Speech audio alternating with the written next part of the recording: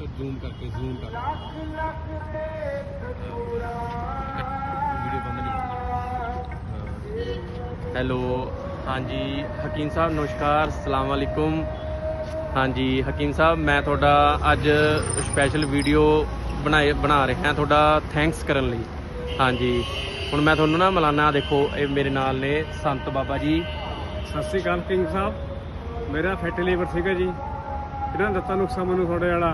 मैं 2-3 दिन 3 दिन 4 दिन किया है, हफ्ते बाद दोबारा करावांगे टेस्ट, का रिजल्ट आ गया तुहानूं दसांगे। फैटी लीवर के नाल इन्फैक्शन बहुत ही लीवर की, वो नुस्खा थोड़े कर रहे हैं असीं। जिस दिन अगली रिपोर्ट आएगी तुहानूं भेजांगे असीं। फिर बहुत बहुत धन्नवाद, तुसीं ਇਹੋ ਜਿਹੇ ਨੁਸਖੇ ਦੱਸਦੇ ਰਹੋ ਸਾਨੂੰ, ਤਾਂ ਸਾਡੀ ਜ਼ਿੰਦਗੀ ਦੇ ਵਿੱਚ ਕੰਮ ਆਉਣਗੇ ਵਾਸਤੇ, ਹਾਂਜੀ ਵਧੀਆ ਬਣੇ। ਇਹਨਾਂ ਨੂੰ ਹਕੀਮ ਸਾਹਿਬ, ਮੈਂ ਨਾ ਸੰਤ ਬਾਬਾ ਜੀ ਨੇ ਇਹ ਮੇਰੇ ਨਾਲ ਹੀ ਕੰਮ ਕਰਦੇ ਨੇ। ਆ ਦੇਖੋ ਆ ਕੰਪਨੀ 'ਚ ਮੈਂ ਕੰਮ ਕਰਦਾ। ਹੁਣ ਸਾਡਾ ਇੰਟਰਵਲ ਸੀਗਾ, ਮੈਂ ਕਿਹਾ ਚਲੋ ਮੈਂ ਪਹਿਲਾਂ ਵੀਡੀਓ ਬਣਾ ਕੇ ਉਹਨਾਂ ਦਾ ਥੈਂਕਸ ਕਰਾਂ ਹਕੀਮ ਸਾਹਿਬ ਦਾ। ਇਹਨਾਂ ਦਾ ਫੈਟੀ ਲੀਵਰ ਸੀ, ਇਹਨਾਂ ਨੂੰ ਮੈਂ ਜ਼ਿੰਦਗੀ ਹਰਬਲ ਜਿਹੜੇ ਤੁਸੀਂ ਮੈਨੂੰ ਦੱਸਿਆ ਸੀਗਾ ਫਾਰਮੂਲਾ, ਹਾਂਜੀ ਜ਼ਿੰਦਗੀ ਹਰਬਲ ਦਾ, ਉਹ ਦੇਣੀ ਸ਼ੁਰੂ ਕੀਤੀ ਹੈ। 2 ਟਾਈਮ ਦੇ ਰਿਹਾ ਮੈਂ ਥੋੜੀ ਥੋੜੀ ਕਰਕੇ।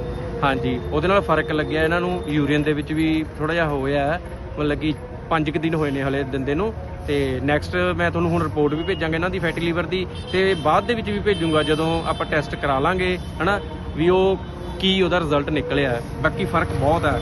ਹੁਣ ਮੈਂ ਤੁਹਾਨੂੰ ਇੱਕ ਮੁੰਡੇ ਨਾਲ ਮਿਲਾਉਣਾ ਚਾਹੁੰਦਾ, ਤੇ ਗਗਨਦੀਪ ਹੈ, ਇਹ ਵੀ ਮੇਰੇ ਨਾਲ ਹੀ ਮੁੰਡਾ ਕੰਮ ਕਰਦਾ। ਆ ਦੇਖੋ ਆਏ।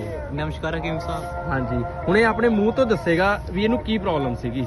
ਮੈਨੂੰ ਪਸੰਦੀ ਪ੍ਰੋਬਲਮ ਸੀਗੀ ਪਹਿਲਾਂ ਹੀ, ਪਿਛਲੇ ਹਫ਼ਤੇ ਸ਼ਿਫਟ ਮੇਰੀ ਨਾਈਟ ਸੀਗੀ, ਤੇ ਹੁਣ ਮੇਰੀ ਸ਼ਿਫਟ ਆਫਟਰਨੂਨ ਹੈ। ਤੇ ਮੇਰੇ ਰਾਤ ਦਾ ਦਰਦ ਹੋਇਆ ਸੀਗਾ ਪਥਰੀਆਂ ਦਾ, ਤੇ ਭਾਈ ਸਾਹਿਬ ਦੁਆਰਾ ਦਿੱਤੀ ਗਈ ਦਵਾਈ ਮੈਂ ਥੋੜੀ ਜਿਹੀ ਖਾਧੀ, ਮਤਲਬ ਕਿ ਨਵੀਂ ਨਾਮੁਮਕਿਨ ਸੀ। ਤੇ ਮੈਂ ਥੋੜੀ ਖਾਣ ਤੋਂ ਬਾਅਦ ਮੇਰੇ ਯਾਨੀ ਦਰਦ ਜਿਵੇਂ ਘਟਦੀ ਗਿਆ, ਮਤਲਬ ਕਿ ਮੈਂ ਰਾਤ ਸੌਖੀ ਗੁਜ਼ਾਰੀ ਹੈ।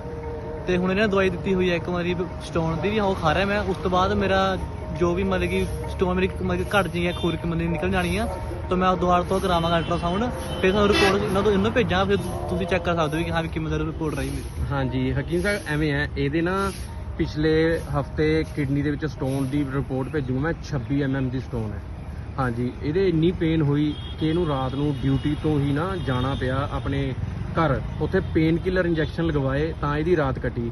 ਕੱਲ ਫੇਰ ਇਹ ਮੈਨੂੰ ਕਹਿੰਦਾ ਵੀ ਮੇਰੇ ਨਾ ਦਰਦ ਹੋ ਰਿਹਾ ਬਹੁਤ ਜ਼ਿਆਦਾ, ਤੇ ਪਥਰੀ ਦਾ ਵੀ ਮੈਨੂੰ ਲੱਗ ਰਿਹਾ ਵੀ ਕੰਮ ਖਰਾਬ ਹੋਏਗਾ। ਮੈਂ ਕਿਹਾ ਤੂੰ ਖੜ ਜਾ, ਪਹਿਲਾਂ ਤਾਂ ਇਹਨੂੰ ਸਿਰਫ ਰੱਤੀ ਭਰੀ ਮੈਂ ਦਿੱਤੀ ਸੀ, ਜਿਹੜੀ ਤੁਸੀਂ ਮੈਨੂੰ ਦੱਸਿਆ ਸੀਗਾ, ਉਹ ਇੱਕ ਇੱਕ ਕਰਕੇ ਵਿੱਚ ਪਾਣਾ, ਪਹਿਲਾਂ ਮੈਲਟ ਕਰਕੇ ਹਨਾ ਜੀ। ਉਹ ਮੈਂ ਨਾਮ ਨਹੀਂ ਲਊਂਗਾ, ਤੇ ਜੇ ਤੁਸੀਂ ਇਜਾਜ਼ਤ ਦੋਗੇ ਤਾਂ ਮੈਂ ਦੱਸ ਵੀ ਦਊਂਗਾ ਫਾਰਮੂਲਾ। ਹਾਂਜੀ ਤੇ ਉਹ ਫਿਰ ਮੈਂ ਇਹਨੂੰ ਥੋੜੀ ਜਿਹੀ ਰੱਤੀ ਭਰੀ ਦਿੱਤੀ ਸੀ, ਥੋੜਾ ਜਿਹਾ ਮੈਂ ਕਿਹਾ ਤੂੰ ਦੇਖ ਲੈ ਕੇ ਵੀ ਇਹਦਾ ਕੀ ਰਿਜ਼ਲਟ ਹੈ। ਪਰਮਾਤਮਾ ਦੀ ਕਸਮ, ਆ ਗੁਰਦੁਆਰੇ ਦੇ ਵਿੱਚ ਖੜੇ ਹਾਂ ਅਸੀਂ, ਬਹਾਦਰਗੜ੍ਹ ਪਟਿਆਲਾ। ਹਾਂਜੀ 15-20 ਮਿੰਟ ਦੇ ਵਿੱਚ ਇਹਨੇ ਮੈਨੂੰ ਰਿਜ਼ਲਟ ਦੱਸਿਆ ਵੀ ਮੈਂ ਪਹਿਲਾਂ ਨਾਲੋਂ ਬੈਟਰ ਹਾਂ। ਹਾਂਜੀ ਤੇ ਤਾਂ ਹੀ ਅਸੀਂ ਇਹ ਵੀਡੀਓ ਬਣਾ ਰਹੇ ਹਾਂ, ਵੀ ਤਾਂ ਕਿ ਮੈਂ ਤੁਹਾਡਾ ਦਿਲ ਤੋਂ ਸ਼ੁਕਰੀਆ ਕਰ ਸਕਾਂ ਵੀ ਭਾਈ ਤੁਹਾਡੀ ਕਿਰਪਾ ਨਾਲ ਹੀ ਹੋਇਆ ਜਿਹੜਾ ਕੁਝ ਹੋਇਆ। ਹਾਂਜੀ ਹਾਂ, ਬਸ ਐਦਾਂ ਹੀ ਕਿਰਪਾ ਰੱਖਿਓ, ਆਪਣਾ ਹੱਥ ਮੇਰੇ ਸਿਰ ਤੇ ਰੱਖਿਓ।